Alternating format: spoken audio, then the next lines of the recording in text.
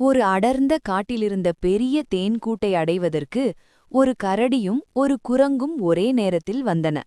ஆனால் அந்த தேன் முழுவதையும் தானே அடைய வேண்டும் என்ற பேராசையோடு, மரத்தை சுற்றி ஓடிவரும் போட்டியில் யார் முதலில் வருகிறார்களோ அவர்களுக்கே தேன் சொந்தம் என கரடி சவால் விட்டது. போட்டி தொடங்கியதும் கரடி வேகமாக ஓடியபோது எதிர்பாராத விதமாக ஒரு பெரிய பள்ளத்தில் விழுந்து தவித்தது.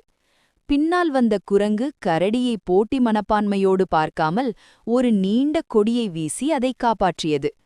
தன் தவறை உணர்ந்த கரடி வெட்கத்துடன் தேன் முழுவதையும் குரங்கிற்கே கொடுக்க முன்வந்தபோது, தனித்து உண்பதை விட பகிர்ந்து உண்பதே இனிமையானது என்று கூறி குரங்கு தேனை பகிர்ந்து கொண்டது. அன்று முதல் இருவரும் சிறந்த நண்பர்களாகி எதையும் பகிர்ந்து உண்டு மகிழ்ச்சியாக வாழ்ந்தனர். ஏனெனில் வெற்றியை விட மற்றவர்களுக்கு உதவும் குணமே உண்மையான மகிழ்ச்சியை தரும் என்பது காரணம்.